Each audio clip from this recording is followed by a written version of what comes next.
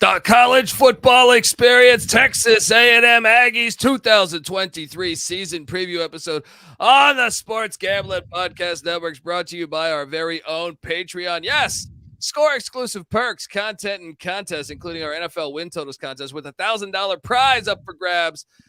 Join today at sportsgamblingpodcast.com/Patreon. Once again, that is sportsgamblingpodcast.com/Patreon. We're also brought to you by Parlay Play. Yes, Parlay Play is a lead pipe lock for parlaying player props. Go to parlayplay.io. Use that promo code SGP for 100% deposit bonus. And remember, as always, folks, to let it ride. Hey, what's up, you degenerate gamblers? This is Bill Burr, and you're listening to SGPN. Let it ride, baby.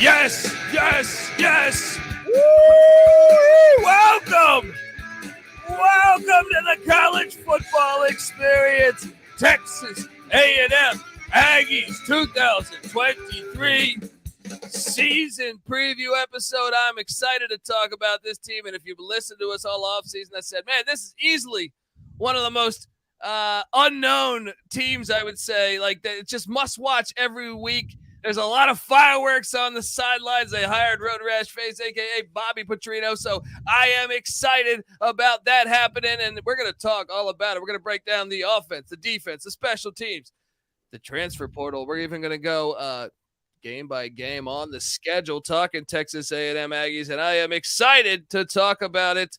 If you're wondering who the hell you're listening to, that's fair, right? My name is Colby Swig at Database Dan, a.k.a. Pick Dundee. That's not a pick. This is a pick. He was raised in the land down under, where a man thinks on his feet, speaks with his fists, and lives by his wits. When Dundee happened, he was a superstar. I'm probably drinking too much and celebrating too much and not sleeping. Would have killed a normal man, but no, that's gone. The medical advice I got from that was like being hit by lightning. Pretend it never happened and get on with your life. Pretend it never happened and get along with your life. That's what Aggie fans are saying after last season. All right. And look, they've been recruiting really well. I mean, 1 yard away from beating Bama for a second straight time. And now Bama's got to come into College Station. 12th man, bring it on. Let's go. I'm excited to talk about everything. Like I said, this is just, to me, it's a must-watch each week. Just like people say Deion in Colorado, Luke Fickell going to the air raid at Wisconsin. What's going on there? This is certainly, to me, one of the teams.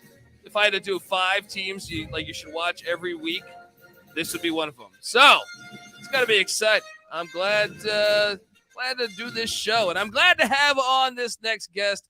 Look, behind the scenes of the college football experience, you guys just don't realize that I'm just an idiot talking into a microphone, but behind the scenes, there's guys working. All right. And this guy's building if you're watching on YouTube, youtube.com/the college experience, this guy built this graphic in the background, right? I hit him up all the time. Most of the time I hit him up like 5 minutes before he's got to get me the graphic, which I'm sure behind the scenes, he's probably telling his wife, dude, Colby's or he wouldn't say dude. He'd say, babe, this guy Colby's a fucking idiot. All right. Every time he's asking me, can you build a graphic? He's on the road. He's even at a bachelor party right now in Florida. You hear him sometimes on the Golf Gambling Podcast. Give it up for Cameron Kerr. How you doing, Cameron? What is up, Colby? Thanks for inviting me on, man. Making time during a bachelor party to talk to me. Strong move, buddy. Like, I don't know that I could say this. I don't know that I could say the same, but I appreciate you making time. And you are a Texas A&M graduate. And look, last year I got a chance to go down to College Station. Awesome college football experience. You know what was great about it, man? Is even though you guys didn't have the season that you wanted to have, you showed up on it was like November. It was like the first week in November, and the fans still showed up. That's the sign of a good fan base, man. You know what I mean? Like, we have UCLA here. They can be 10-1 and no one shows up. You know what I mean? Like it's it's the complete opposite. Anyway, look, I'm excited to have you on the show, but I'm excited also about this next guest. Man, we got a former Texas A&M Aggie defensive lineman here. I mean, chances are I got to watch what I say because, well, I'm glad I'm in Los Angeles because any former defensive lineman could throw me through a fucking wall. It would be pretty fantastic for everybody else except me. He is the media manager of Polka Talk Festival. I hope I pronounced that correct. I might have fucked that up, but I'm excited to have him on the show. Jay Arnold, how you doing, Jay? Appreciate you hopping on the show, man. Man, I am doing fantastic. I appreciate you guys having me on. Like you mentioned, the Pocket Talk Festival down here in Houston coming in April 2024. A lot of fun with that. But today, I'm excited to talk my Aggies and all the goings on in College Station this year. Hopefully, a better 2023 season. Yeah, I want to dive in and talk offense, defense, transfer portal, all this stuff, but I want to get the pulse on the state of the Jimbo Fisher era right now, guys. Like right now, let's say 7-5, 8-4 season. The win total is at 8. If you're watching on YouTube, you see it. But like, and we're going to go and project this. But if he was to go 7-5 or 8-4, do you think they would buy him out and get him out of there? Cam, I'm going to ask you first. So I was talking about it with my buddies this morning because I was going through the schedule with them and I just wanted to get their vibes. And they said that if we lose to Tennessee, that he doesn't get back on the plane. And I was like, I don't know if I agree with that. I don't know they're going to fire. Like they never fire anyone mid-season, but I think if we go 7-5, I think he's on the hot seat. 8-4, I think they keep him. Okay. Jay, how about yourself? Yeah, I mean, I don't think you can look at it in a vacuum, right? Like 5-7. If you go from 5-7 to 7-5, I think it's an improvement enough for him to keep his job. 8-4, I think, is pretty safe. But 7-5, like Cam said, he'd be on the hot seat. I don't think they get rid of him though. Not just because of the massive buyout, but just because I don't think you can look at it in a vacuum, right? With that being said, I mean, it's a tough schedule, so we'll see what A&M's able to do. Again, though, I think he finishes above 500. He's safe. Okay, fair. Here we are, me and Petty C. We try to forecast, what coaches could be gone next year, and obviously Jimbo being from West Virginia's job being open. We're like saying, well, we can move this chess piece there, and then Urban Meyer potentially to Texas A&M. I don't know how you guys would feel about that, but look, let's just look at the season for this year, all right? Because we get crazy sometimes. My co-host is not with me on this episode, but yeah, we start speculating moves and shit like that. But it's going to be fascinating to watch because Jimbo goes out and hires. Well, he hired DJ Durkin last year, and Steve Adazio, which I don't know where you guys sit with those guys, but that's a lot of explosives on the sidelines, and then he gets my guy, Bobby Petrino. Oh, look, folks, in my opinion, there's about 2 moments in college football history that are forever amazing. Everyone wants the bag on Stanford and Cal, right? Fair. But at the same time, they did give us, in my opinion, the greatest football play of all time, that the perfect metaphor for what football did to our society in America when it emerged back in the 1860s. Stanford Cal when they destroyed the band member, not even needing to, just going out of the way to destroy a band member. The ultimate great metaphor, in my opinion, for the sport of football. But second would be Bobby Petrino's press conference, the greatest press conference of all time, where he's in a neck brace and has road rash all over his face. But let's be honest, Bobby Petrino, his offenses could score. I mean, I remember watching, and I can understand why Jimbo hired him. I remember watching, I think it was Florida State, and one of those years they went up to Louisville when they had a really good team at Louisville. One of the times he was at Louisville. And his offense put up like 48 in the first half, and I was like, whoa, right? And they had Lamar Jackson and everything, but still, I can understand the hire. And Petrino, even last year, Missouri State didn't have a great season in the FCS, but he was the head coach there. And they put up some points. They put a scare in the Arkansas Razorbacks. So it makes a lot of sense to why you would hire him. But the question is, can it all work? I mean, you are basically sitting on the sidelines with like just 30 sticks of dynamite. You know what I mean? One little match and the whole thing blows up. It's going to be fascinating to watch, but I'm curious, Cam, what'd you think of the Bobby Petrino hiring? He was at UNLV for 2 weeks too. We should preface that. He went to Vegas to enjoy the perks of Las Vegas and then jumps over to College Station. But what'd you make of the hire?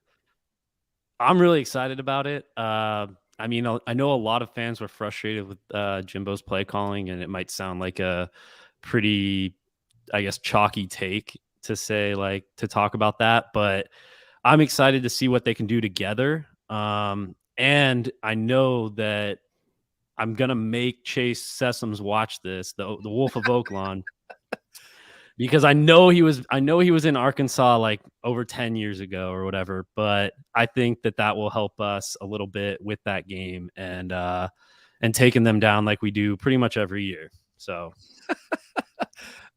Jay, how about yourself with where you at on the Petrino hire? Is this like a no-brainer? Are you excited? And yeah, what'd you make of it?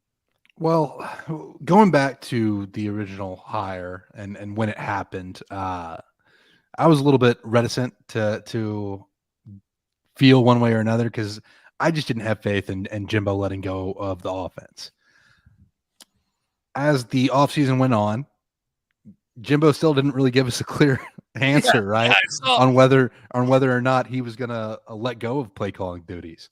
But Bobby Petrino's most recent press conference, he basically confirmed that he's calling plays.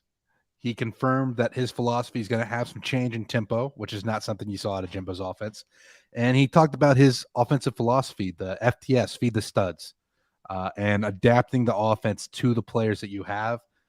My biggest complaint with Jimbo Fisher's offense was he did not adapt to the guys that he had on his scheme. He wanted the guys to adapt to his scheme. Bobby Petrino seems kind of an opposite in that standpoint. So I wasn't bought in until Bobby Petrino's press conference, but now I'm full speed ahead. Love the hire. Can't wait to see what this offense does with Bobby Petrino at the helm. There we go. I mean, look, there's no. I'm with you. And I say this from an independent side. I don't have a connection to Texas A&M. Like they, to me, had very skilled players that just weren't getting the ball in the right spots or at the right times. And, it was a bit of a mystery because you're just like, well, you'd watch the players and you'd be like, wait, this guy's really good. How are they not getting, featuring him more or getting him just easier looks, but depending on the player. But yeah, I completely agree. All right, look, we're going to talk transfer portal, offense, defense, special teams. But before we do that, I want to tell you that the college football experience, Texas A&M Aggies 2023 season preview episode, brought to you by the Sports Gambling Podcast Patreon. Yes, sign up for the Patreon to get access to exclusive contests, including the NFL win totals contest with a $1,000 first place prize. Besides season-long contests, they also have weekly contests just for the patrons, plus a monthly SGP Stories podcast. Yes, completely ad-free, and it'll be behind the scenes. You'll hear great stories. I can already tell you Patty C's got some stories that we're going to talk about when he played at JMU. Mike Leach was a good friend of ours. Rest in peace to Coach Leach. We have some good stories there. Lenny Dykstra. We have a great Lenny Dykstra story you're going to hear behind the scenes on and that one, honestly, like we should charge like $10,000 for that story. But look, we're not trying to sell our picks, guys. We don't do that stuff. All right. So don't get it twisted. This is just a way to fight against corporate gambling. All right. So there's even a Discord channel just for the patrons. And all we're saying is, only you out there in the universe can prevent corporate gambling. So do your part and sign up today. SportsGamblingPodcast.com/Patreon. Once again, that's SportsGamblingPodcast.com/Patreon. All right. I'm a patron. Yeah, there we go. We got contests going right now for NFL preseason. It's fun. Yeah, that's what I'm saying. We're gonna have.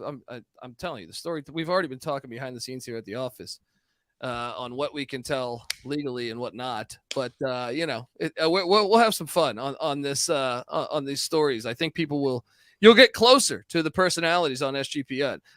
So check that out, and obviously the contest. I mean, who cares about the personalities, right? Let's just win some money, and then you can hear some idiots talk. How about that? Folks, we try to when we were doing this show 6-7 years ago, me and Patty C, we wouldn't really mention the transfer portal because you'd only have like one guy leaving, one guy coming, something like that.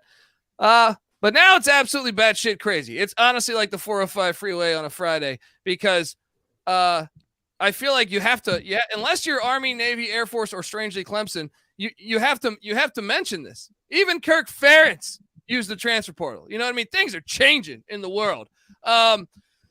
You look at, I'm going to touch base. We're going to try to grade whether they won the transfer portal or lost the transfer portal, which is, I hope I don't have to read that. Like, this is, I understand most of these guys are going to be backups and stuff. So it's kind of like picking up a phone book. Remember those things and just reading names, but I feel like we have to grade the transfer portal in 2023. Departing from College Station is wide receiver Tyron Smith. I see him in the portal. Hasn't landed anywhere as far as 24/7 Sports is reporting. Also, defensive end Grant Perry left Texas A&M. Offensive lineman Matthew Wyckoff heads off to the Cal Golden Bears. Drop acid in Berkeley. Have fun in the Pac-4. Then we have defensive lineman Anthony Lucas. He was a 4-star transfer, according to 24/7 Sports. Jumps over to USC. Defensive lineman Darius Jones heads out to the Memphis Tigers in the AAC. Cornerback Marquise Groves Killebrew heads out to Jeff Brom and Louisville. I think this one here was a very interesting one, but I'd be curious your guys' take on this. Smoke Bowie, who heads out to Georgia. When Georgia normally takes a transfer, that means they're really, really, really good. Curious, I know we're in the middle of doing this, but is that a substantial loss, would you say, Jay? Well, I want to make sure that I don't have it kind of messed up and make sure that I have the name correct. But I think Smoke Bowie is actually no longer with Georgia. So kind of a character deal where he's no longer with the program at Georgia. I mean, from a talent perspective, absolutely a loss. But I mean, kind of one of those deals where I hope he gets figured out. But in the long run, I mean, you're going to have to cut some of the fat in the locker room. And, if he's out of his second locker room, that's interesting. And to get kicked out of Georgia, you can go like 1,000 miles an hour, intoxicated, driving through, God knows what, and you're fine. But Smoke Bowie, I don't know what happened. But all right, wide receiver Keith Brown heads out to the Tulane Green Wave, and Willie Fritz. Wide receiver Devin Price heading out to the Florida Atlantic Owls. When you see those ones to like FAU and stuff, not that they're not good football players, but at the same time, you can say, well, they must have been a little bit on the depth chart. They're looking for a better opportunity, and I can't blame them. But wide receiver Chris Marshall, I know that was a big one. I think he was one of the locker room guys right a year ago. And he's also one of the names that at his destination ended up not working out and is no longer with Ole Miss. Interesting. So, okay. Well, I mean, and again, I don't want to like bash these kids because I was a college kid at one point. I made some decisions that were definitely questionable. And there's still a lot of time to change and grow. So yeah, I don't want to count these guys out. I'm 40. I'm still making decisions that are questionable. Right? So yeah, definitely we're not trying to bag on those guys. Ish Harris, linebacker, heads up to the Houston over to the Houston Cougars. Wide receiver Ryan Campbell also hit the portal. How about this one? Cornerback Denver Harris, 5-star transfer according to 24/7 Sports, jumps over to Brian Kelly and his family. What about this one? This one's substantial, right? It hurts, especially just because it's within the division to a team that's a rival. And, he was a guy that was suspended at different times during the season. And both parties agreed that it was probably best that he moved on. But the landing spot hurts for that one. And he's going to be a player for LSU. There's no sugarcoating that. As long as he's on that defense, he's going to be a factor. Yeah. It's always tough when you see the in division, let alone conference, but in division transfer. Linebacker Terrion Lee heads out to Georgia Southern. Linebacker Andre White heads to Georgia Tech. He started I thought, didn't he start? I feel like he was a starter, right? Yeah, I don't think he was a starter at the end of the season, but he made plenty of starts, and linebacker is a position of concern for the Aggies. So losing guys like Terry and Lee and Andre White, even if they weren't starters or hadn't had playing time, it's a spot the Aggies need depth at and don't have. So those are big losses. Yeah, and also defensive lineman Marcus Burris heads out to the Indiana Hoosiers, and Tom Allen, raw. And then defensive end Donnell Harris heading to ULM. Man, there was a mass exodus in a way. Cornerback Josh Moten heading out to the Marshall Thundering Herd. But once again, some of these you say, well, was just the recruiting class coming in and the writing was on the wall. Defensive lineman Dallas Walker heads out to the Hilltoppers of Western Kentucky. LJ Johnson, 4-star transfer, according to 24/7 Sports, heads out to SMU.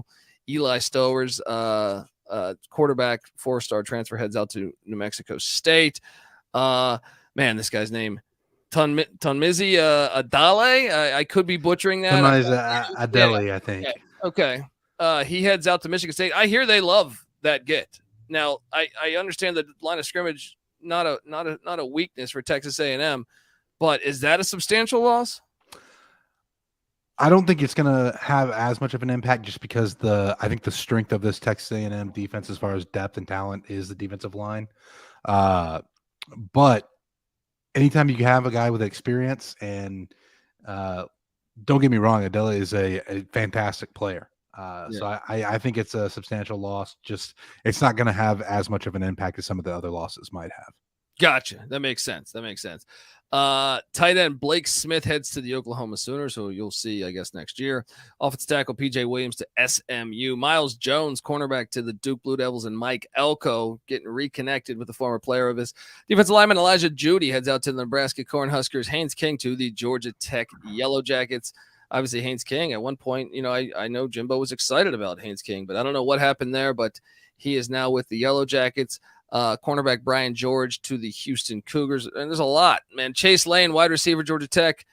Kicker Caden Davis to Ole Miss. And punter Alan Guerreri. I'm probably butchering your name, Alan. But he's with the Raging Cajuns now. My apologies. But that's a lot. That's a ton of players that I just named right there. Normally you see that when like a coach leaves. Did you mention Zach Calzada? Did I miss that? He was last year. He was at Auburn last year. He was at Auburn. So 2 years ago. He's at Auburn. He's already been gone a whole year. That's right. He was at Auburn, and then now I believe he's at Incarnate Word. Yeah, Incarnate Word coming in there. Incarnate Word. Dang. Yeah, I-dub the word. Dude, Subscribe. That's my official visit host, Connor McQueen, is the OC down there in San Antonio. There we go. Yeah, look, I remember Connor. Folks, yeah. They brought in a ton of FBS transfers. I think it was like 18 or 19 FBS transfers coming into I-dub. Watch out. Subscribe to the FCS college football experience, because we definitely just previewed them a couple days ago. So interesting to see if they can mesh. They're kind of like the Dion version of the FCS, bringing in that many new players, but it should be fun to watch. Yeah, old Kenny Hill is the quarterback's coach. No, Kenny Hill, the quarterback. No way. Dropping Kenny Trill. Trill, baby. Yes. Incoming through Texas to College Station in Texas A&M, wide receiver Jordan Anthony coming over from the Kentucky Wildcats. He's a burner. A lot of speed there. Interesting. Okay, and then Grand Valley State wide receiver Jedi Walker. Is that? I mean, Grand Valley State keeps a good program. Brian Kelly used to coach there, but is that one that we should actually like key in on here, or is that just like just depth in the wide receiver room? I think it's a little bit of depth in the wide receiver room, but he's a 6'4" wide receiver, and obviously they saw something out of him that they liked, and having that length and creating those matchup issues at wide receiver is always nice to have. Yeah. Running back David Bailey comes in from Colorado State. I know he had previously been with Steve Adazio, so that one makes sense to add some running back depth. He's an upperclassman too. Quarterback Jalen Henderson coming in from Fresno State. Tedford always keeps good quarterbacks at Fresno State, so that's probably a decent get. Linebacker Danny Lockhart from Ole Miss in division going over to A&M. And you had touched on this. This is an area you think maybe an area of weakness. So getting Danny Lockhart, perhaps adding some depth there. How about the Jackson State transfer? Going from Deion Sanders and Jackson State. What is this? Durante Davis. I'm probably butchering your name too, but talk to me. Is that a guy that we think coming up from the FCS to the SEC will be able to still, get solid minutes? With how thin the linebacker room is at A&M, I think there's definitely a chance to get some minutes. Like I said, they need all the depth they can get at that position, and there could definitely be a spot where he steps in. I mean, right now in the 2 deep, you have some true freshmen in there at the linebacker position, so it is thin. Interesting. But if you were to tell me, I feel like college football has changed so much. Like when we first started doing the show, maybe 10 years ago or something, we were when we're previewing college teams. I think if you had to have an area of weakness back then, you would say, give me the secondary as the weakness. But now with so much passing and the way the game has continued to evolve, I feel like you might, if you had to pick, a weakness, you might say linebackers in 2023. Yeah. And the flip side of that too is linebackers just not really a sexy position to play anymore. So you don't have as many kids that want to play the position of linebacker. They want to be either in the secondary or they want to be that edge defender that's getting paid to sack the quarterback. So linebacker is definitely not the position it once was.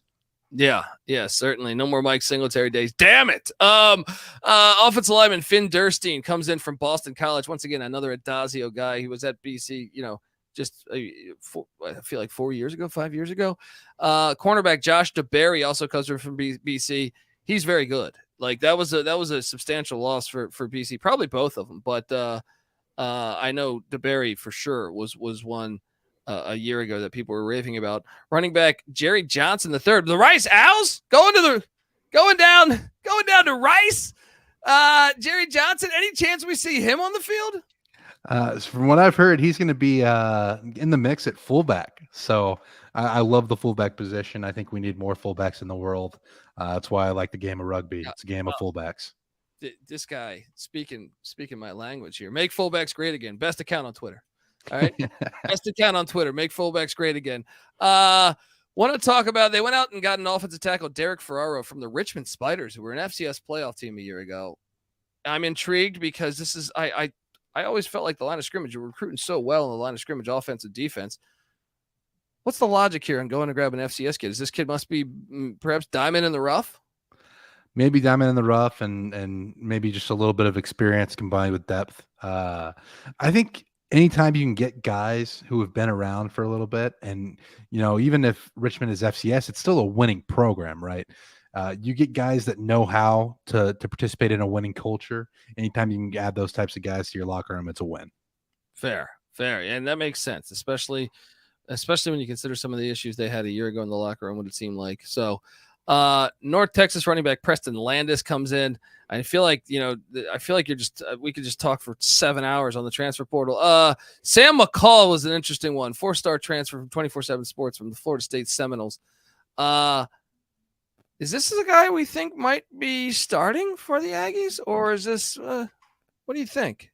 Yeah, that cornerback position is interesting. I think Tyreek Chappelle is going to be locked in as a starter at one corner position, but you have Sam McCall who's come in. You have Josh DeBerry, who I know when he was at BC, more of a nickel thought of, but I think he could be factored into the corner position as well. And then you have another corner that transferred in that I don't think we've touched on yet, and Tony Grimes could also be competing at that position. So you had a lot of corners transfer out, but you get quite a bit of talent back in the portal. Yeah, Tony Grimes was I know was one that was very highly recruited at North Carolina. Now North Carolina's defense, I don't know how. This is one that North Carolina's not to go on a tangent here, but there's the ones that, like, in a way, like, make recruiting rankings look questionable. Because you're like, the defense, when you watched North Carolina football last year, the defense was terrible, but this guy was a high recruit, and if he's a corner, it's probably not his fault that they were giving up like 8 yards a rush, I feel like. But still, that was a substantial get. I know that they were disappointed to see him leave. So they also added in Aiden Ciano, a linebacker from Rice. I like the attack on Rice. Let's just go get the Rice guys. They were a bowl team somehow at 5-7 a year ago. Let's go. They also APR, baby. There we go. Yes, Tony Grimes, we hit on it. I feel like, am I missing? I think that is just about everybody. I think I nailed everybody. But obviously, this portal window, I mean, this is crazy here. So the question is would you say they won the portal or lost the portal? I don't have strong feelings just yet. And this is me, I probably should come out and say something one way or the other, but until we see how it works out over the season, I'm a little bit reluctant to say anything, just because you look at some of the losses. A guy like Anthony Lucas, who I think was a really quality player on the defensive line at USC, I think he's going to be a factor right away. But by the same token, you still have a lot of talent on this defensive line. So how much is that really going to play a factor? Obviously you'd like to have guys like Marquise Groves Killebrew and Smoke Bowie in the locker room as young defensive backs that you can keep building on. Yeah. You lose those guys, but you get back some really good transfers. The problem is it's more of like a 1-year deal with Tony Grimes and Josh DeBerry, where you're not going to get to build them up because they're going to be I believe they're both kind of graduate transfers, or I think at least in the later stages of their career. Grimes, I'm not sure about, but I know I know DeBerry, I think is. Yeah. Yeah. And then Jay, you can. Sorry, go ahead. You can touch on this probably a little bit better than I can, but I know when we got transfers on the swim team, there was always like, are they going to fit in? But I know with the football team, it's a lot bigger. There's like cliques within the team. Did transfers ever play a part in the locker room their first year coming in? Yeah. I mean, for the most part, transfers, you get in there pretty seamlessly with your position groups, and you find your guys and you fit in pretty quickly. Cause I mean, you're just all going through the shit and suffering together in 2 days. And, there's nothing like joint suffering to really build those relationships, even though, so does it create any animosity? Does it create any animosity if they're coming in to take your job? No, and I'll tell you why. It's because pretty early on, you find out that college football is a business, and you have to just kind of compartmentalize that. And I mean, some guys can be affected by it. Obviously, if like with the quarterback position, especially where there's one guy. I was just about to say it. I was just like, come on, the ego of the quarterback too. Come on. Yeah, but like for me as a defensive lineman, right? You're in a rotation anyway. Like for the most part, you're not going to be the same 4 guys out there all the time. So there's going to be rotation, and sometimes it can be nice to have those fresh legs come in, because then you're not out there on the field all the time, huffing and puffing and dealing with all the shit that comes with not having a reliable backup. So it does depend, I think, a little bit on the position. Like if it's a one guy position, like a quarterback or something like that, the egos, and we all know quarterbacks have egos. That's no doubt about that, but. It's I thought Joe Theismann changed his name from Theismann to Theismann just had nothing to do with the ego. And I love you, Joe. Joe's been on the show a bunch of times, but I'm just saying, come on, you telling me that's not ego connected? All right, look, let's talk about this offense, because a year ago that was clearly the concerning part of the team. Scoring offense last year, 100th in the nation. Rush offense 79th, pass offense 83rd, 92nd in total offense. Now the good news is I was talking to Phil Steele the other day. Go check out that episode. But they bring back 10, and he's very bullish on the offense. Conner Weigman, are we sold? Like when I was at that game, I think the Ole Miss game, I saw, I think what people saw, and I had questions when it was Calzada, when it was Haynes King. I never saw what Jimbo saw, necessarily. Not to say that those guys aren't good, but I just never was taken back by it. With Weigman, I actually saw something. What do you guys think they're at with the quarterback? And by the way, is Weigman definitely the guy? Because I think Bobby Petrino also loves the mobile quarterback. Weigman's definitely the guy, though, right? Cam, is that? Yeah, I mean, it's tough to say at this point. I think usually, like last year, Jimbo came out at the end of August and said for sure who the starter was going to be.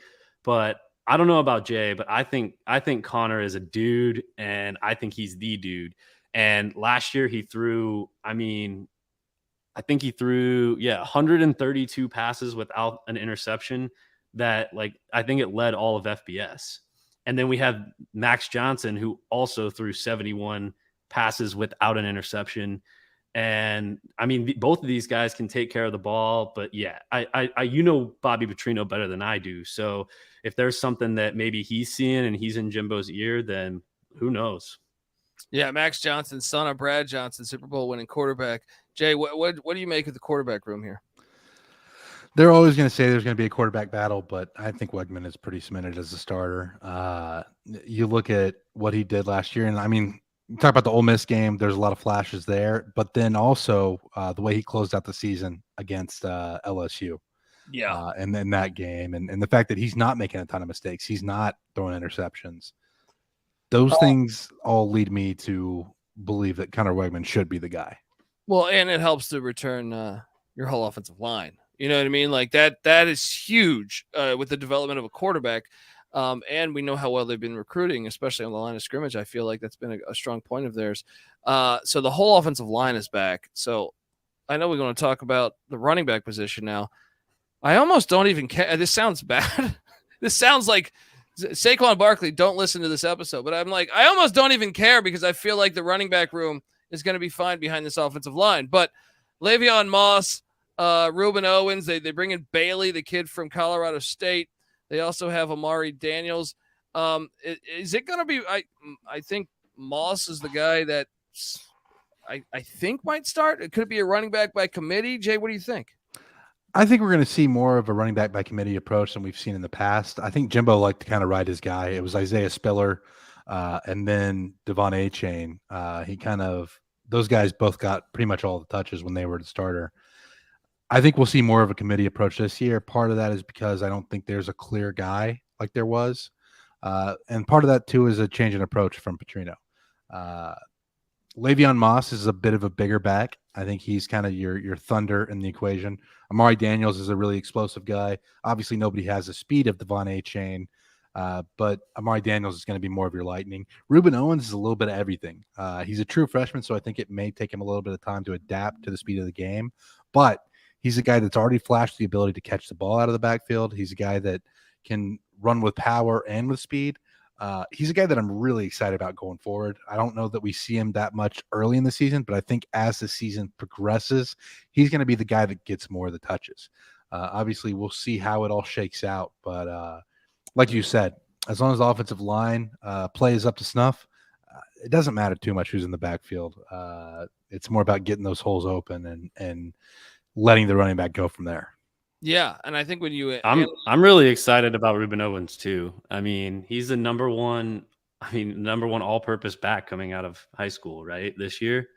And it says something that both Le'Veon Moss and Amari Daniels had more than, they had like 4 to 5 yards per carry, even with Devon A-Chain and Isaiah Spiller behind them, in front of them, So I think it is going to be a committee too, and I think they'll be in good hands.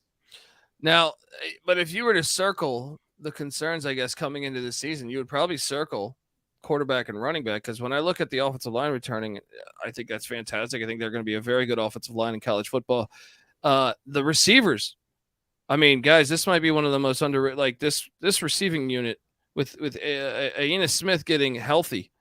That guy's a stud. And then Evan Stewart, that's the guy who popped off screen to me. And when I was at that Ole Miss game, now I already knew this guy was good, big time recruit. But man, when you're at the Ole Miss game, when you're watching the game, first things that jumped out to me was Ole Miss's running back Judkins, and also Evan Stewart. I was like, man, Stewart is a beast. They got to just get him the ball more. They also returned Noah Thomas. They also have Muhammed, Muhammad's son, and Donovan Green back at the tight end spot.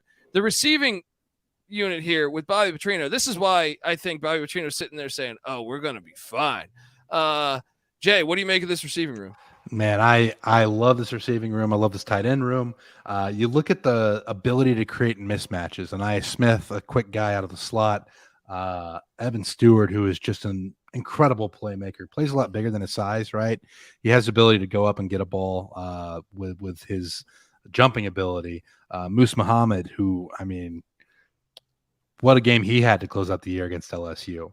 That was an amazing game. The guy who's starting to generate a lot of hype, and a guy that I've been high on since he got into A&M, is Noah Thomas. I talked a little bit earlier with about Jade Walker having that rangy guy. Noah Thomas is 6'6" and moves not like a 6'6" wide receiver.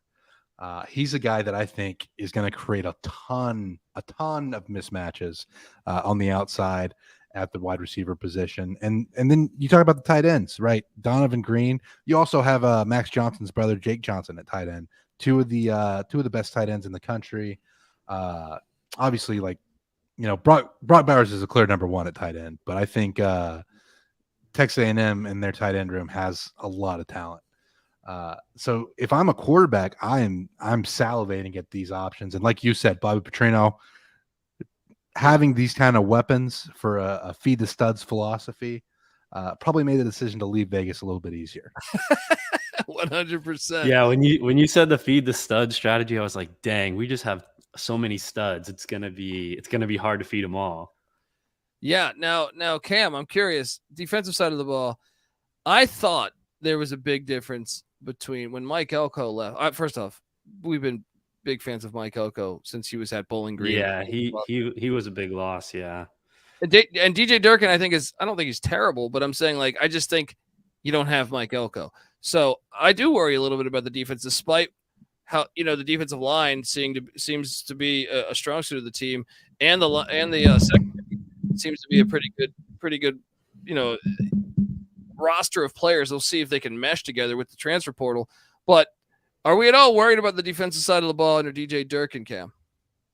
That's the only. I mean, Jay's probably better to comment on the defense because he actually knows way more than I do about defense. But that was always something the past, like, at least 4 years. Like, when I was there, I mean, the first couple years coming out of school, that I feel like we never really had to worry about.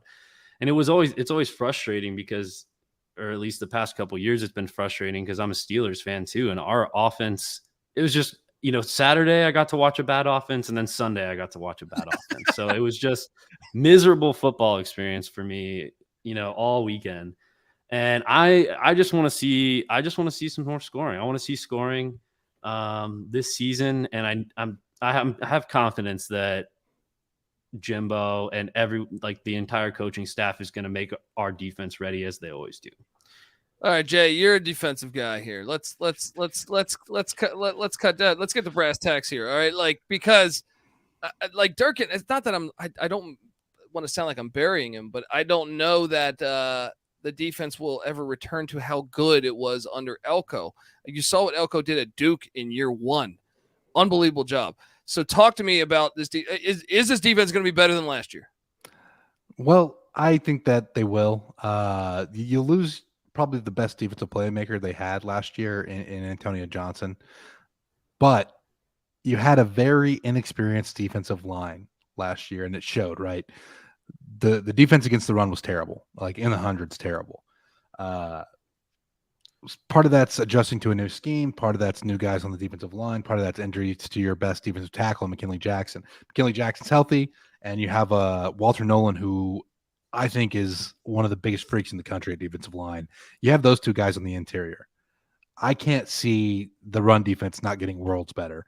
And part of the concern, for me, the biggest concern is not the defensive line, it's the linebackers. And I've sound like a broken record talking about this. A lot of people don't understand that the rushing defense doesn't come down to just defensive line, right? As a defensive lineman, you're filling your gap. You're allowing the linebackers to scrape off of you. I think sometimes last year, with the inexperience on defensive line, the guys were kind of throwing into the wrong gaps a little bit too early. This year, with more experience, they're not going to be throwing into the wrong gaps, and the linebackers are going to be able to fit off of them a little bit better.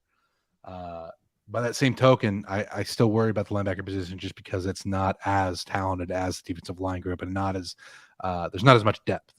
But man, when I look at this defensive line, I get excited as a defensive lineman myself, and I know that I mean, shit, if we were recruiting guys like this when I was coming out of high school, I would have never went to A&M. I would have never sniffed playing time. But you got guys like Walter Nolan, McKinley Jackson, at the end positions, guys like Shamar Turner, Fadil Diggs. You got a guy who's not even in the 2 deep, or at least on the roster right now, it's not on the 2 deep, that I think could be one of the best pass rushers in the nation, just because of his combination of length and agility and Malik Silla. I mean, not a lot of people are talking about him, but he flashed some great pass rushing ability against LSU last year, and that's another side of the game that A&M has to get better at, is rushing the passer. The secondary, I'm not worried about. The secondary was great against the pass last year, and I think they'll be great again this year, especially with Damani Richardson returning, Tyreek Chappelle returning, and the guys that they brought in the transfer portal. That's the last thing I wanted to bring up was Damani Richardson, because I know Chase is going to listen to this, and I just want him to have PTSD about the 99-yard run back from last year. So, oh man, that was ridiculous. I mean, I actually had money on Arkansas that game, so I was actually pissed off too, Chase. But no, unbelievable play. Look, a year ago they were 122nd in rush defense. They were number 1 in pass defense, but I wonder, you don't need to pass if you're 122nd in run defense. Hey, let's just keep running the rock. Where are you at though in general, Jay, with DJ Durkin? Do you think this is the guy long term here, like for the next couple of years, or is this something where like your jury's still out? You think a little bit? I think the jury's definitely still out, and part of that could be longing for Mike Elko, who I think is one of the best defensive minds in the country, bar none. But you look at Durkin, and he definitely has the tools this year. I have to see the quarterbacks get pressured more, right? I think right up there with the rushing defense. I think A&M was like in the hundreds in sacks, in the sacks that they had against opposing quarterbacks. So those are the 2 factors of the game that we need to see improvement in. And if Durkin addresses those, gets a little more confidence from me, but we'll see how that shakes out. Yeah. Also, kicker, punter back, even though Randy Bond, their kicker, I think only played in a few games last year. No, actually 13 of 17 on field goal, so enough. But look, okay, we're gonna go game by game on the schedule. Let's get down to it, folks. But before we do that, I want to tell you that the College Football Experience Texas A&M Aggies 2023 season preview episode is brought to you by Parlay Play. Yes, Parlay Play is a great way to get down on your favorite parlay player props, and football season's right around the corner, baby. And Parlay Play will have all of your favorite props. Parlay Play is available in a ton of states, including the great state of Texas and California, plus our good friends, up north in Canada. Hello, Parlay Play is available in a bunch of provinces up there in Canada. And when you sign up, use that promo code, and you'll get a sweet bonus to get you started. And I'll mention this: a parlay I like for week 0 is I like the over on the USC San Jose State game at 63.5. And I also like Rich Rodriguez and Jacksonville State to win their first FBS game against the UTEP Miners. So there, head over to parlayplay.io, use that promo code SGP for 100% deposit bonus up to $100. That's parlayplay.io, promo code SGP. All right, guys, look, before if you're watching on YouTube, youtube.com/the college experience. Also remember, we host the college basketball experience with the season tips. We're here every single night of the season. All right. Buzz Williams doing great work over there. Also, check out the FCS college football experience, the Big 12 experience, and the college baseball experience. We come together as one on YouTube, youtube.com/the college experience. If you're watching on YouTube right now, you see win total sitting at 8. Well, you know what? I wanted to ask you guys this too. First off, what's your first reaction when you see 8? You think slam dunk over, Cam, or what? I mean, you're an A&M guy, so I expect you to say this. Yeah, absolutely. No doubt in my mind. I actually got it at 7.5 a couple months ago, so I'm excited about that number. Got quite a lot on it this year. I usually I'm not very hopeful about our win total overs, but I have a good feeling this year. Last year we were way too hyped up, and I think that kind of played into the market a little bit. But 7.5, 8, I think just looking at the schedule is a great number. And I'm on the over for sure. Jay, I know you played there. I know that this is perhaps a dumb question, but are you on the first reaction without diving into the schedule? We're going to dive into the schedule in a second. I like the over a lot better when it was 7.5. I think 8 is probably the right number. Okay. I look at 3 probable losses on A&M schedule, which means that there's no wiggle room, right, for 8. I don't love the under either. Like, I think 8 is the perfect number. I think that's a push, but I think Cam may be a little more confident than me. Okay, let's get into it. And guys, I did cash in last year. I locked up A&M on the under, and that hit. Sorry, I might have been the jinx that. But first, also, did we see the Johnny documentary yet? I haven't watched this thing yet, but I'm curious. Have we? Two thumbs up on the doc. Cam, are you going to be at his bar when it opens? 1.5. I'll be. Yeah, 1.5. I didn't really like the ending. I really liked this, like talking about his time at A&M and all that. I thought overall it was really good, but I think it kind of ended a little too abruptly. I wanted to get a little, maybe talk about the stuff that he's doing, but I think it was like they talked about how he almost killed himself and like all his problems with drugs and rehab, and then they just show him drinking a beer and then it ends.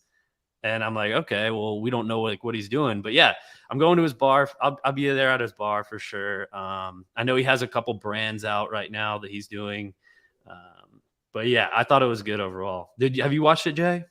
I did. I made a split-second appearance during the talk about the 2013 season, so I wanted to make sure that. Yeah, I was. The crowd. The crowd that when they welcomed the team back from the Alabama game in 2012, I was actually there for a swim meet when I was a junior in high school. So I was in that crowd. So that was kind of cool to reminisce on that. 2 thumbs up, Jay, though, or is you have to answer this too. If I'm crossing the line here, just say, Colby, let's talk. I kind of agree with Cam where it would have been nice to get a little more update on what was going on. And then, me being selfish, my first start was the Chick-fil-A Bowl against Duke in 2013. I would have liked to see that game get showed up a little bit more. Yeah. It was an incredible game. Oh, that was an incredible. I give it a game. 1.5, 1.5 too. Folks, get out there and check it out. Is it true that his parents aren't billionaires or millionaires or whatever?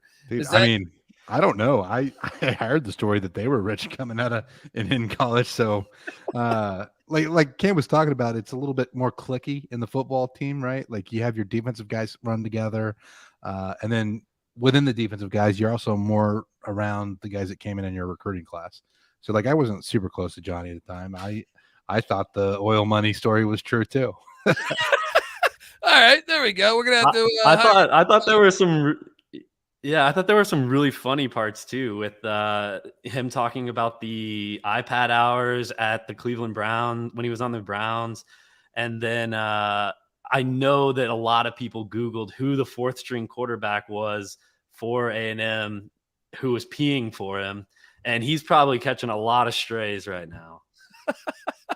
I got to watch this documentary. I know what I'm doing tonight with the wife. All right, honey, you got to watch this. All right, let's dive into the schedule because, look, I can tell you this. I feel blindly, by the way, and I'll answer the question that I asked you guys. I think this year I kind of like the Petrino hire and getting some of perhaps, might have been skilled players, but getting perhaps maybe a little bit of the cancer out of the locker room could be a good thing. So coming into the season, when you just tell me 8, I'd say give me the over, but let's look at the schedule before without looking at the schedule, So here we go. Week 1, they have the New Mexico Lobos, who I was at Mountain West Media Day. Danny Gonzalez, head coach of New Mexico. I asked him if he likes his chances in a head coaching Royal Rumble against the rest of the FBS, and he does like his chances. He says he fights dirty. Got to be honest. He even said he would slash some Achilles tendons, making me a New Mexico fan, but obviously the Lobos aren't gonna come into College Station. Look, is New Mexico? What's that? Is New Mexico an honorary SEC member like the New Mexico State Aggies? Yeah, Patty C says now that Texas is joining and they have A&M, that now it's like a true border battle. But with conference realignment these days, but yeah, New Mexico kind of is. I feel like, but with conference realignment. I'm waiting on give it a year and Hawaii will be in the ACC. All right. So I don't know what's happening, but okay. This is an easy one, right? I mean, I like Danny Gonzalez, but want to know, right? Yeah. We're all there. Look, I'm a huge fan of the state of New Mexico. I actually got crucified on the internet for saying that New Mexico has some underrated cuisine. But yeah, A&M is probably gonna blow out the Lobos here. New Mexico really hasn't done much since Brian Urlacher was there. So I wish them the best. This is going to be a pretty easy win, I think. Yes, and I'll co-sign the New Mexico cuisine, like green chili. Was it red chili or green chili? Right, green chilies. Green chili, yeah. That New Mexico cuisine doing it right. A beautiful state too. There's some beautiful pockets of. I'm headed up there. Really, the trip starts tonight, but gonna get up in there and vacation. Excited to go from the 100-degree weather here in Texas to like highs of 74 in Red River, New Mexico, up in the mountains up there. Oh, nice, man. I went to Taos, and that Jay, was a beautiful place. Yeah, love Taos. I have a question for you about these kind of games. So when you were on the team, did you notice that a lot of guys wouldn't get up for the New Mexico States, the ULMs, or since it's the first game of the year that you pretty much always get up for it? Because I know we kind of tend to, take our foot off the gas against, middle of the season ULM or Appalachian last State. year was App State, exactly. So I wanted your thoughts on that. So the first game of the year, you're going to get up for no matter what, right? It's your first chance to show people that you've improved over the offseason. You lie to people and you say that every opponent is the same throughout the year. That's not true. Even if you tell everybody in the locker room, even if you never say it out loud, part of you does kind of take a little bit of the intensity off.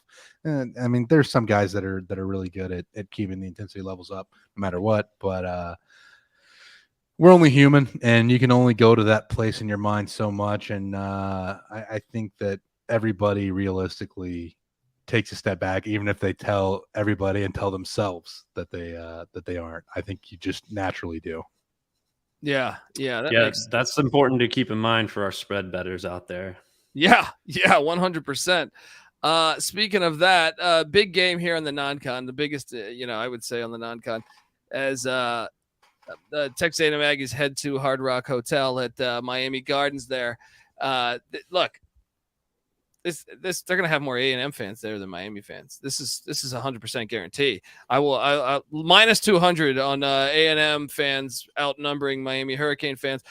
Look, people are chattering about this. I heard Bruce Feldman the other day say, and I know he's a Miami grad, but I'm saying he's like, this is the game. The coach, the loser could get fired. I think A&M is going to work the Miami Hurricanes. I watched a lot of Miami last year. I understand A&M's not coming off a great year. I don't think they're very good. I don't think the Miami Hurricanes are very good. I maybe next year, I know they're recruiting better, but also John Ruiz has been opening that NIL collective, and he's got the other SEC after him now. But 2-0, can we go there? Yeah, what is the line here, do you think? Like, how A&M's favored, right? By how many? Yeah, I would say, Miami gets a little bit of that Dallas Cowboy, Duke Blue Devil treatment, but I would lay honestly, I would lay probably 10 points, but they'd probably put it at 6. Okay. What do you think? Yeah, Jay? that sounds right. Yeah, the current line that I'm seeing is A&M -7. So okay. I'll lay look, I think this is kind of a litmus test for how much A&M is approved. I think that Miami will be improved from last year, but I just expect A&M to be more improved if they're going to get to that 8-win total. Like, I need to see a more dominant performance against Miami. With that being said, it is on the road. It's going to be sinfully hot in Miami in early September. We can say as much as we want about College Station also being hot, but Miami, it's a different kind of heat down there. So we'll see how it shakes out. But I need to see a good performance from A&M. I think it's a win. I'm not as confident in them covering as I think some other people may be. Okay, fair.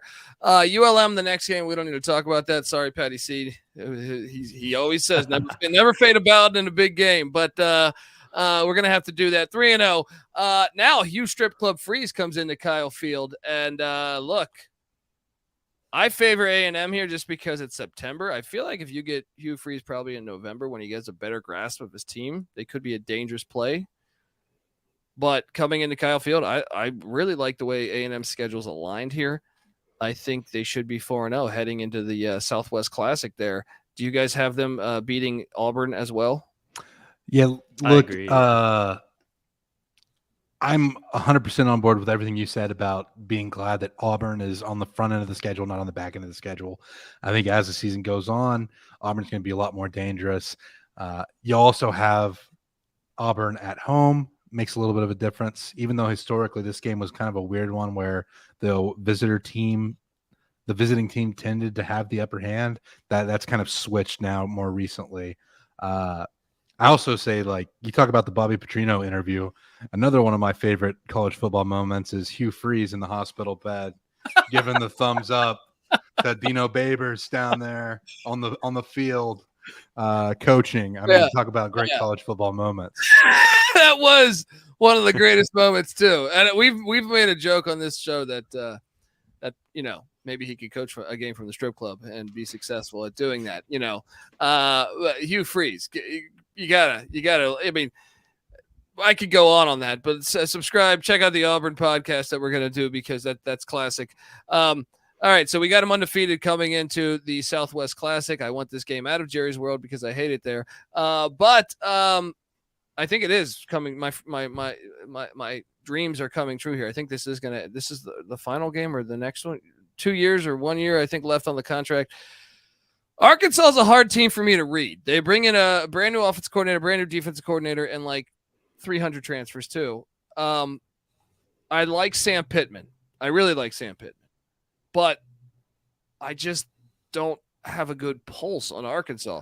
I think when I did the show with Chase, aka the Wolf of Oaklawn, check out the notorious OTB podcast. I think I took A&M here, but these games are kind of wild, and it's always a coin flip. Yeah. What do you feel about Arkansas? I mean, Jay, what do you make of the Razorbacks this year? A lot of people have Arkansas. There's some scuttlebutt about Arkansas being a dark horse contender in the SEC. I just don't see it. I like Sam Pittman. I like KJ Jefferson.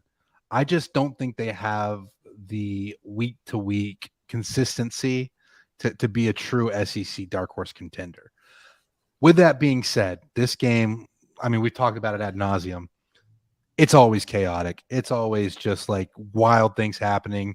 You had the fumble return last year, right? Where I don't know what KJ Jefferson was thinking, like trying to jump over the line from like 5 yards out.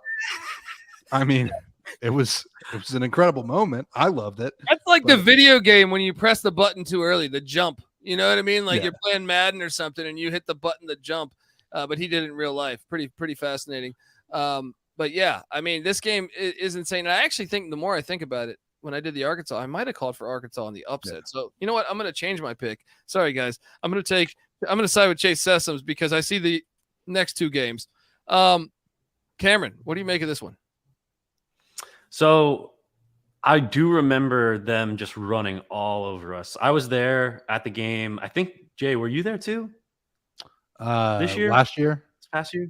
Yeah. No, I was not. I was watching from somewhere. I don't know. So I was at the game. Oh, I was watching with an Arkansas fan in Rockville. Yeah.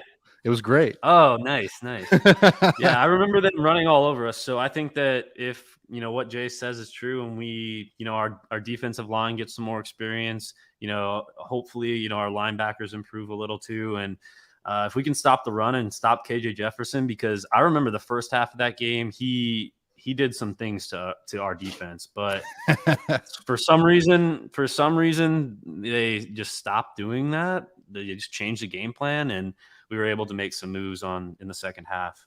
So I mean, I think it's a coin flip. I think I have us winning this one, as I always do, because I hate Arkansas.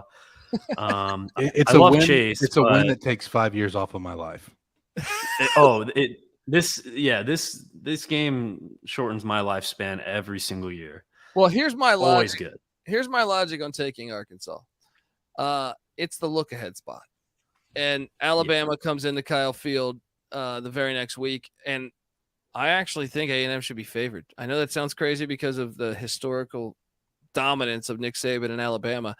There's a lot of question marks. I think this might be the worst Alabama team. With me saying that, when I say the worst, they're going to be 10-2 according to my projections. But I mean, I have them losing this game in College Station. I think A&M gets them here. Now, that's not a knock against Bama. They could easily still win this game. If you go back at the last time they won at when A&M won at Kyle Field, Bama did it severely outgain them. So you could say, well, I mean, you could argue that they maybe should have won. But what are you guys doing here? Is this the first loss of the season for you, Jay, or is this upset we're storming the field? I have it as the first loss of the season. And it's a credit to Nick Saban and his ability that, we don't know who the star players are for Alabama this year, and we're still all highly on them as SEC West contenders, right? Like no Bryce Young, no Will Anderson, and yet it's still Bama. Yeah. So until I see, Alabama take a huge step back, I have them as the favorite in this matchup. Cam, how about you in this one? Yeah, I kind of concur with Jay. I think if they're 5-0 at this point, I think that we win. But I think if we see them lose to Texas, if we see them lose to Ole Miss or Mississippi State before this, and people are kind of doubting Nick Saban, and they come into College Station and people are kind of they might have a chip on their shoulder.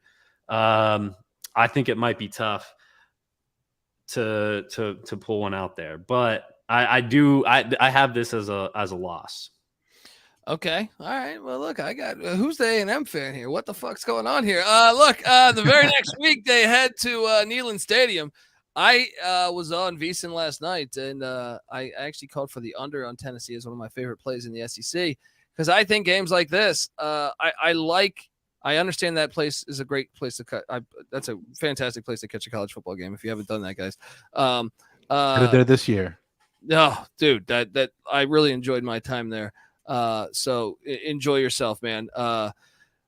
I got this as a win, though. I think A&M's the better team. I look for a little bit of regression with Tennessee. That doesn't mean this is a slam dunk win. Obviously, Tennessee is capable. They're talented enough to beat a lot of teams there in Rocky Top. So I got them winning this, though, and I got them going into the bye week with just one loss. I'm curious, at the bye week, what do you guys have the record? Jay? So this Tennessee game, I've gone back and forth on it. I think it's a coin flip. I love what Josh Heupel's done with the offense up there in Tennessee. Defensively, there are a lot of holes. I have this one as a loss. I do. So 2 losses going into the bye week. I think it's Neyland. Going into Neyland's tough, very tough place to play. And just you're going to be a little bit beat up having not had your bye week and having Arkansas, Alabama, and Tennessee back to back. Arkansas, not quite on the same level as those other teams, but they play a physical brand of offensive football, and it makes it hard. I mean, that's the wear and tear of the SEC schedule. So I have 2 losses in a row, Alabama and Tennessee, going into the bye week with 2 losses. Cam, what do you got at the bye week, man? So I have us with 1 loss at the bye. I think that if we lose to Alabama, I think we beat Tennessee. I think if we beat Alabama, we lose to Tennessee. Fair. Okay, so this is what the remainder of the schedule after the bye week. Halloween weekend, you host the South Carolina Gamecocks. They got rated in the portal. I think A&M is going to win this game. I don't even think it should be that close. Curious, just to speed things up a little bit here. This next 2-game stretch, home to South Carolina, at Ole Miss. I did put them at 2-0, but the Ole Miss game obviously a little tricky to me. A little tricky, especially with Judkins, who's a stud. What do you guys have them in this 2-game stretch? Yeah, I have A&M 2-0. South Carolina, I think, should be a win, like you mentioned. The rating in the portal, they just lost so much talent, and I'm still not sold on Spencer Rattler. Ole Miss, like you said, a tricky one. You talked about the sticks of dynamite on the sidelines at A&M. We talked about the egos of quarterbacks. you have a lot of transfer quarterbacks in that quarterback room at Ole Miss. And speaking from experience, seeing the 2015 Texas A&M season, sometimes that can blow up in your face. I actually think Ole Miss may take a little bit of a step back this year, even though I love Quinshon Judkins too. I like A&M to win that game in Oxford. All right, Cam, what do you got him in that too? Good point, by the way. Yeah. Yeah, same. I got us 2-0 in this stretch. Okay, and then the final stretch of the season, they're home to Mississippi State. Remember, Mike Leach, obviously tragically passes away, and then you have Zach Arnett taking over, running that 3-3-5, and then they bring in Kevin Barbay, the offensive coordinator from Appalachian State. Then you get Abilene Christian, the Wildcats. Don't forget about Abilene, buddy. No, I'm joking. And then at LSU, guys, I have them losing at LSU. That's the only other game. I am on the over with Texas A&M. Jay, how do you see the final 3 games going and final projection? Yeah, I have a win at Mississippi State. Obviously, there's a lot of turnover in that program, tragically. Abilene Christian, hopefully it's a win, right? That should be a win. LSU is also my 3rd loss on the schedule. LSU is going to be kind of out for revenge, I think, after last season and the way they closed it out. A&M kind of dashed their playoff hopes. You're playing in Death Valley. It's the most hostile environment in college football. I will argue that till the cows come home. And then you look at LSU as a program, as a team. They're my favorite in the SEC West this year. Me too. So I think that's the 3rd loss. I think A&M's 9-3. 9-3. We're on the over. Cam, what do you got at the end of the year here in the final record?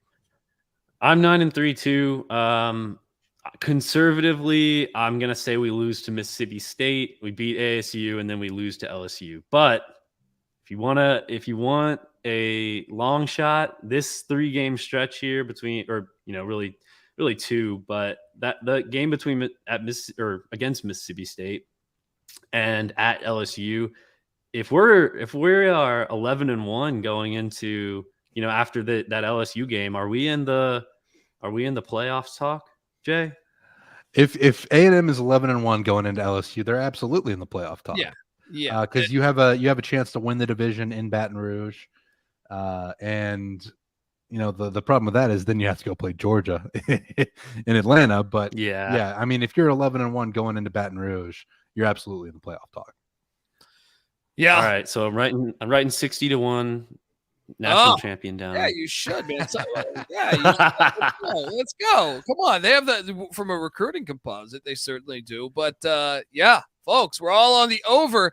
Look, before I get out of here, I did get a chance to sit down. There's a guy named College Football Campus Tour out there, a.k.a. Michael Barker. He was actually, he's been doing all these previews with me, all 133 teams, but he was actually in LA yesterday. So I actually got to meet him for the first time, like face to face. And, I sat down with him to talk about his experiences. Here is that clip. Joining me on the college football experience, Texas A&M Aggies 2023 season preview is none other in studio. We got him here. Michael Barker, how you doing, man? Man, I'm great to be here, Colby. Whoa.